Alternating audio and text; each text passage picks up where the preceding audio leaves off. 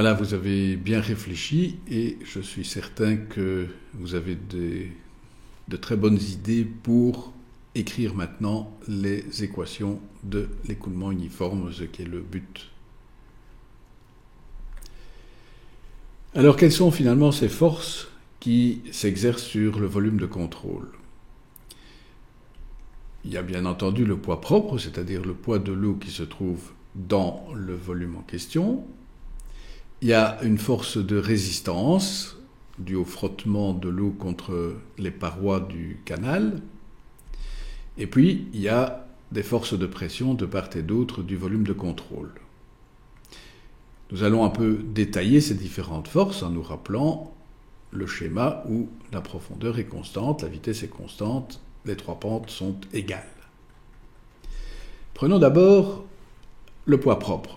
Le poids propre, c'est le poids volumique multiplié par le volume. Le volume, c'est l'air mouillé, A, multiplié par la longueur du volume de contrôle, delta S. De ce poids propre, nous allons uniquement garder la composante longitudinale, puisque c'est cet équilibre-là que nous allons écrire. Et cette composante longitudinale nous fait multiplier gamma A delta S par le sinus de phi qui est justement la pente S0. Quant au frottement, nous allons supposer qu'il est proportionnel au carré de la vitesse. C'est une observation que l'on fait pour les écoulements relativement rapides, comme il s'en produit dans les rivières ou les canaux. Et bien entendu, il est proportionnel au périmètre mouillé et à la longueur delta S, qui représente donc la surface latérale sur laquelle s'exerce ce frottement. Et puis il y a les forces de pression, mais ces forces de pression, du fait que la profondeur est la même à l'amont et à l'aval du volume de contrôle, elles sont en équilibre entre elles, et donc nous pouvons les supprimer de notre raisonnement. Et nous allons simplement dire maintenant que les forces qui restent, le poids propre et le frottement, sont en équilibre. Pourquoi en équilibre? Parce que si l'écoulement a une profondeur constante, ça veut dire qu'il n'est pas accéléré, il n'est pas décéléré, la vitesse est constante, il n'y a pas d'accélération et donc la somme des forces qui s'exercent sur le volume de contrôle est égale à 0. Nous écrivons cette égalité et nous nous apercevons bien entendu en regardant de plus près que nous pouvons supprimer delta S de part et d'autre. Nous allons maintenant définir ce qu'on appelle le rayon hydraulique, c'est-à-dire le rapport entre A et P. Souvenez-vous, A c'était ce qui s'offrait à l'écoulement, et P c'est ce qui freinait l'écoulement, donc le rapport entre les deux c'est en quelque sorte l'efficience de la rivière par rapport à l'écoulement. Et si on écrit maintenant la vitesse, on s'aperçoit qu'on obtient la racine carrée de A sur P S0. A sur P, c'est donc le rayon hydraulique. Et nous nous trouvons alors avec une équation de ce type-ci, l'équation de Chézy, où nous avons une constante multipliée par la racine carrée du rayon hydraulique fois la pente de fond.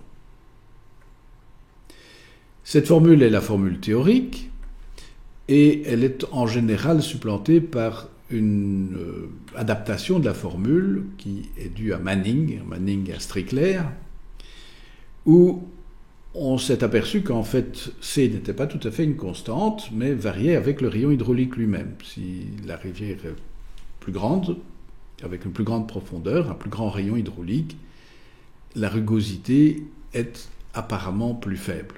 Et donc on remplace C par R exposant 1/6 sur N, ou K, fois R exposant 1/6. N, c'est le coefficient de Manning, K, c'est le coefficient de Strickler. Et nous obtenons alors l'équation de l'écoulement uniforme, vitesse est égale à 1 sur N, R exposant 2/3, S0 exposant 1/2. Alors précisément, nous devons nous intéresser maintenant à ce fameux coefficient N, et nous allons définir de manière un peu plus approfondie la notion de rugosité dont nous devinons qu'elle est essentielle puisque c'est elle qui régit finalement la vitesse et donc le débit dans la section de rivière ou de canal. Cette valeur de n est abondamment tabulée.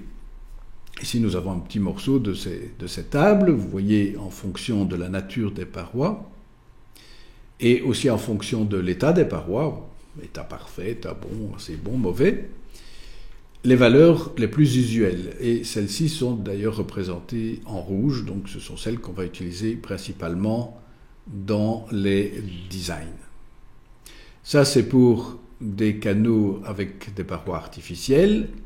Et puis, il y a des valeurs qui sont proposées, qui sont d'ailleurs nettement plus grandes, pour les rivières naturelles, avec un certain nombre de caractéristiques, la présence ou non de végétation, avec la présence ou non de pierres, etc.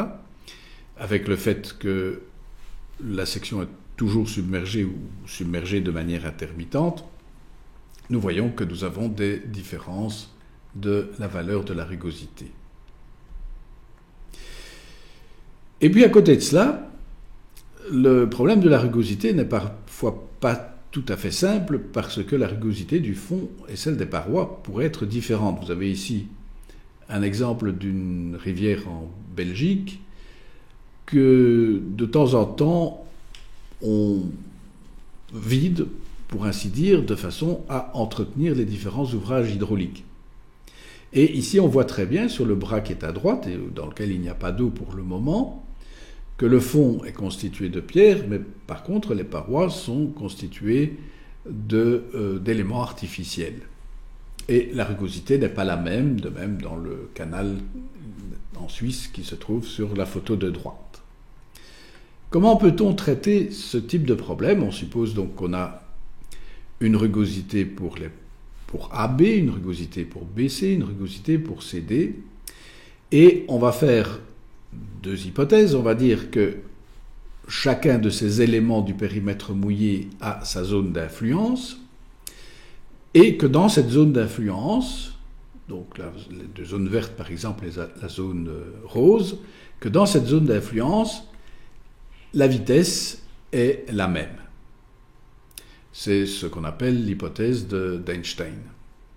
Et si la vitesse est la même, ça veut dire qu'on peut écrire l'équation de Manning pour ces trois éléments. On retrouve donc R2 tiers sur n fois S01,5. S01,5, on le retrouve partout. Et cette vitesse, nous dirons qu'elle est égale alors au R total sur un n total équivalent, de nouveau S01,5. Si on met ces expressions à l'exposant 3,5, on va retrouver les valeurs qui se trouvent indiquées sur la diapositive. Si maintenant on constate qu'on a un certain nombre de rapports, nous savons que tous ces rapports égaux, restent égaux entre eux si on additionne par exemple tous les numérateurs et qu'on additionne tous les dénominateurs. Donc ça veut dire que le rapport somme des trois R est égal à la somme de n3,5 P sur les trois parties du périmètre mouillé. Mais on s'aperçoit du coup que le numérateur en bleu est le même que A.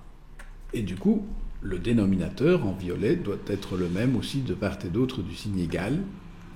Et on en déduit alors une valeur de n, qui est le n équivalent à partir des n partiels en AB, en BC, en CD.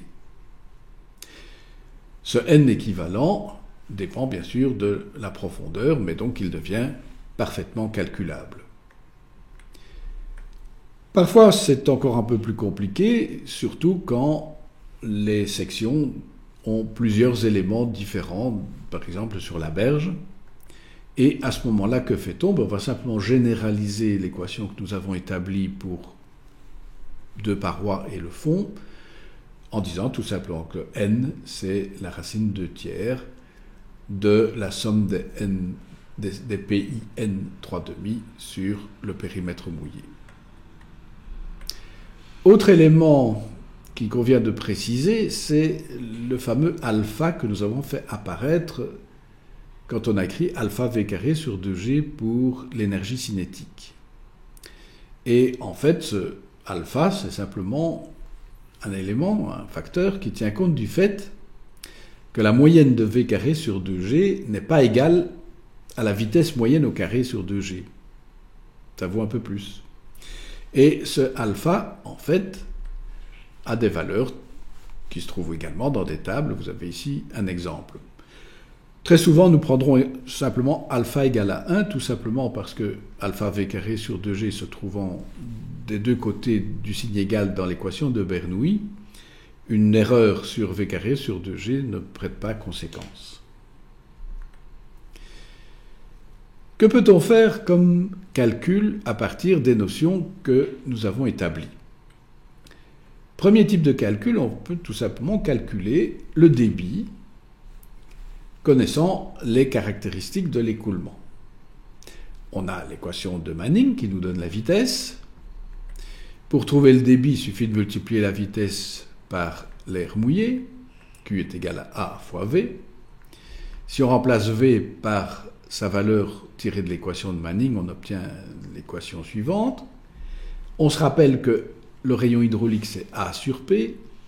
Et du coup, on va trouver A exposant 5 tiers au numérateur et P exposant 2 tiers au dénominateur. Et donc, les choses sont relativement simples. Si on suppose que l'on connaît la rugosité, qu'on connaît la pente de fond, qu'on connaît la profondeur et donc que l'on est capable de calculer A et P, on va calculer facilement le débit. Prenons l'exemple d'une section trapézoïdale qui est définie par ce qu'on appelle la largeur au plafond, qui est en fait la largeur au fond du canal, petite L, et par la pente de talus, qui est en fait une cotangente de l'angle. Donc vous avez petit p qui est le déport horizontal comparé à un déport vertical de 1. À ce moment-là, on va utiliser l'équation de Manning du débit. L'air mouillé, c'est la somme du rectangle et des deux triangles qui sont représentés en rose, donc ça nous donne la valeur qui est indiquée ici.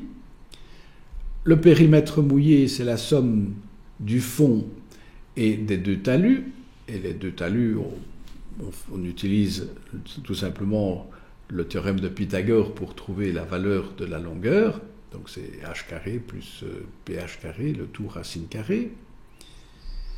Et donc, en réécrivant l'équation du débit, on voit qu'on obtient une équation en n, en S0 et en h. Et donc, on est capable de calculer le débit pour une profondeur donnée en écoulement uniforme.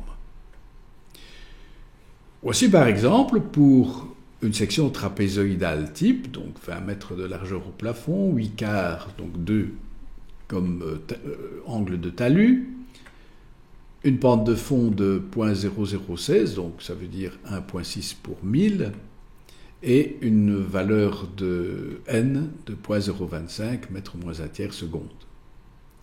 Et on voit que effectivement, le débit va augmenter avec la profondeur de manière non linéaire, il va augmenter de plus en plus avec la profondeur, ce qui est logique puisque la section est évasée, elle est trapézoïdale. C'est un peu plus compliqué quand on veut faire l'inverse, c'est-à-dire quand on veut retrouver, connaissant le débit, qu'on veut retrouver la profondeur, ce qu'on va appeler la profondeur uniforme. Et là, nous allons nous reposer un peu et nous verrons dans la leçon suivante comment calculer cette profondeur uniforme. À bientôt.